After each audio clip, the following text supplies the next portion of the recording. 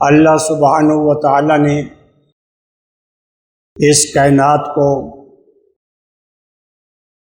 اس دنیا کو، زمین و آسمان کو بہت خوبصورت بنایا اور سجایا،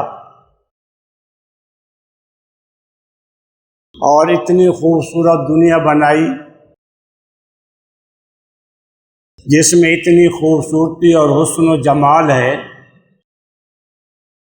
کہ انسان اس دنیا کی خوبصورتی کو، حسن و جمال کو، اس کے چمن اور اس کی بہاروں کو دیکھ دیکھ کے تھکتا نہیں، زندگی ساری ختم ہو جائے، لیکن یہ انسان اس دنیا کی خوبصورتی اور اس کی سجاوٹ و بناوٹ، اس کی بہاروں کو سمیٹ نہیں سکتا۔ اس کی زندگی ختم ہو جائے گی لیکن اس کی دنیا کی خوبصورتی کی انتہا کو نہیں پہنچے گا۔ اتنی خوبصورت دنیا، عجائب و غرائب اس میں۔ آسمان اتنا بڑا ہے، اس میں کوئی ستون نہیں اور وہ کھڑا ہے، پھر اس پہ سورج ہے، ستارے ہیں، چاند ہے۔ اللہ کی قدرت کتنا خوبصورت کہ اتنا بڑا آسمان کھڑا ہے، قائم ہے، اس میں پانی بھی ہیں، بادل بھی ہیں، فرشتے بھی ہیں، جنت بھی ہے،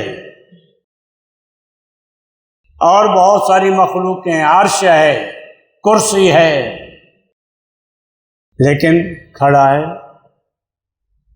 اور جس زمین کے اوپر ہم چل رہے ہیں، سبحان اللہ، اس اللہ کی کیسی قدرت، کیسا کمال، کتنی بڑی قوت، کتنی بڑی طاقت کہ یہ زمین جو ہے یہ پانی کے اوپر کھڑی ہے، یہ زمین جو ہے پانی پر قائم ہے۔ اگر اسی زمین کو جو پانی پر قائم اللہ نے قائم رکھی ہے، پھر اس کے اندر درخت اگ رہے ہیں، باغات اگ رہے ہیں، چمن اگ رہے ہیں، پھول اگ رہے ہیں، جانور اس پہ ہیں، درندے اس پہ ہیں، چرندے اس پہ ہیں، انسان اس پہ ہیں، پہاڑ اس پہ ہیں۔ عجیب بات، اللہ اکبر، کتنی خوبصورتی کی بات کہ زمین ہے نہ تو پانی سے پگھلتی ہے، اور زمین ہے کہ نہ پانی سے پگھلتی ہے نہ بگڑتی ہے، اور قائم ہے۔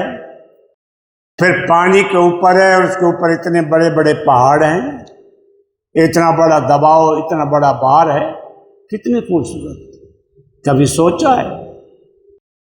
لیکن یہ دنیا کی ساری خوبصورتیں اپنی جگہ پر، اس کے چمن، اس کے باغات، اس کے پھول، اس کی خوشبوئیں، اس کے پھل، اس کے فروٹ، اس کے پرندے، اس کے درندے، اس کے چرندے، یہ ساری مخلوق اپنی جگہ پر، یہ ساری کائنات کو اللہ نے جو سجایا اور بنایا ہے کس لیے؟ انسان، یہ زمین ہے، یہ آسمان ہے، یہ زمین کی مخلوق ہے، یہ ساری کی ساری جو اللہ سبحانہ و تعالیٰ نے بنائی ہے۔ اے انسان ذرا سوچ تو صحیح، فکر تو کر، یہ ساری کی ساری اتنی بڑی مخلوق اللہ نے تیری خدمت کے لیے بنائی ہے۔ اللہ اکبر، یہ تیری خدمت کے لیے، پرندے تیری خدمت کے لیے، ہوا تیری خدمت کے لیے، چمن تیری خدمت کے لیے، خوشبوئیں تیری خدمت کے لیے، پھل اور فروٹ تیری خدمت کے لیے، دودھ و لبن تیری خدمت کے لیے، غذائیں تیری خدمت کے لیے، یہ جانور تیری خدمت کے لیے، یہ فضائیں تیری خدمت کے، یہ ساری کی ساری جس مخلوق پر تیری زمین پر نظر جائے گی وہ تیری خدمت میں لگا ہوا ہے۔ وہ خادم ہے اور تو مخدوم ہے، وہ خدمت کر رہی ہے اور تو خدمت اس سے کروا رہا ہے۔ کتنی بڑی بات، کبھی سوچا ہے کہ اللہ نے، اگر ہم تو بڑی بات یہ ہے نا 4 پیسے آ جائیں، 10 پیسے آ جائیں، 15 پیسے آ جائیں، لاکھ، 2 لاکھ، 4 لاکھ روپے آ جائے تو گھر میں 2 نوکرانیاں رکھ لیں گے خدمت کے لیے، 5 نوکر رکھ لیں گے، کچھ عورتیں اور مرد اپنی خدمت کے لیے.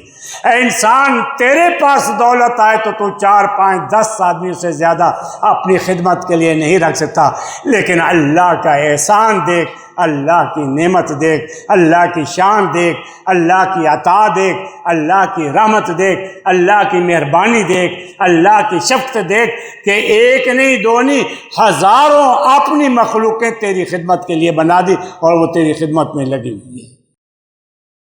ہزاروں مخلوق ایک ہی وقت میں، سینکڑوں ہزاریں مخلوقیں تیرے کام آ رہی ہوتی جس کا تجھے علم ہی نہیں ہے،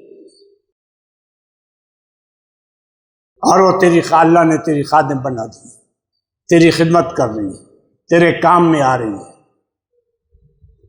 لیکن اس ساری دنیا کے باوجود، جتنی یہ دنیا ہے، اس ساری کائنات سجی ہوئی میں، اس ساری آباد کائنات میں، اس رونق بھری کائنات میں اصل گوہر، اصل مقصود اللہ سبحانہ و تعالیٰ کی بارگاہ میں وہ حضرت انسان آپ ہیں. مقصود آپ ہیں. اس زمین کے بنانے کا مقصود آپ، آسمان کے بنانے کا مقصود آپ، ستارے اور لوح قلم کے بنانے کا مقصود آپ، فرشتوں کے بنانے کا مقصود آپ. فرشتے بھی تیری خدمت میں، یہ زمین و آسمان بھی تیری خدمت میں، یہ جتنی مخلوق ہے یہ ساری تیری خدمت میں. اصل مقصود جو ہے کائنات میں، اے انسان یہ تو ہے. اصل مقصود آپ ہیں، اصل مقصود انسان ہے. یہ ساری دنیا سے انسان کے لیے، اور اصل مقصد انسان. اور اس ساری دنیا کا مقدر، ساری دنیا کا مقدر تیرے ساتھ وابستہ ہے.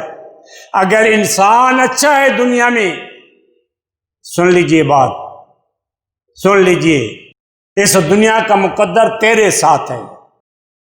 اس دنیا کی قسمت تیرے ساتھ ہے. اس دنیا کے حالات تیرے ساتھ وابستہ ہیں. اس دنیا کی قسمت و مقدر تیرے ساتھ وابستہ ہیں. اگر انسان اچھا ہے دنیا میں تو یہ دنیا کے حالات اچھے ہیں. جب انسان خراب ہو جائے گا، یہ دنیا کے حالات اور دنیا کا مقدر خراب ہو جائے گا. اگر انسان اچھا تو یہ دنیا اچھی، دنیا کے حالات اچھے، دنیا کا مقدر اچھا، دنیا کی فضا اچھی، دنیا کی رونقیں بحال، دنیا کی خوشگواریاں بحال.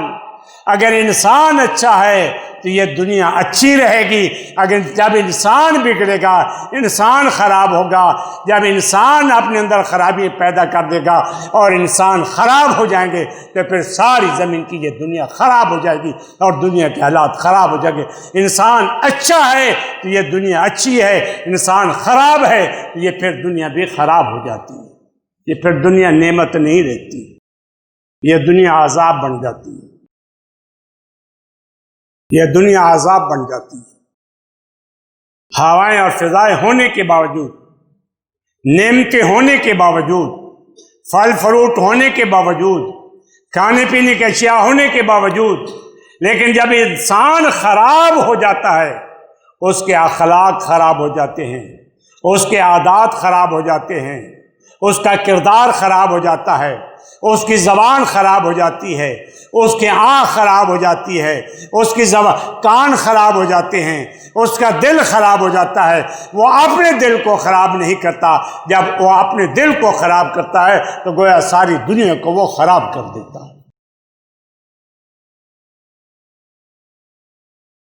یہی وجہ ہے کہ جو اصل مقصود انسان ہے اس ساری دنیا میں، اصل مقصود اللہ کا انسان تھا. یہ انسان کے لیے دنیا بنائی اور انسان کو کہا کہ انسان یہ دنیا تیرے لیے ہے اور تو دنیا کے لیے نہیں ہے. اگر تو اپنے آپ کو پہچان لے، جو میں نے تجھے عظمتیں دی ہیں، جو میں نے تجھے شانیں دی ہیں، جو میں نے تجھے مرتبے دیے ہیں، جو میں نے تجھے صلاحیتیں دی ہیں، جو میں نے تیرے اندر استعدادیں اور قوتیں رکھی ہیں، جو میں نے تجھے عقل دیا ہے، جو میں نے تجھے فکر دیا ہے، جو میں نے دل دیا ہے، اے انسان اگر تو اپنے آپ کو پہچان لے تو یہ ساری دنیا تیری قیمت نہیں بن سکتی، کیونکہ یہ دنیا تیرے لیے، تو دنیا کے لیے نہیں ہے۔ دنیا تیری قیمت ادا نہیں کر سکتی، اور دنیا میں تیری قیمت ہے ہی نہیں۔ تیرے مقام اور تیرا مرتبہ تو اللہ ہی جانتے ہیں جس نے عطا کیا، بشرطے کہ انسان تو اس دنیا میں انسان بن کے رہے۔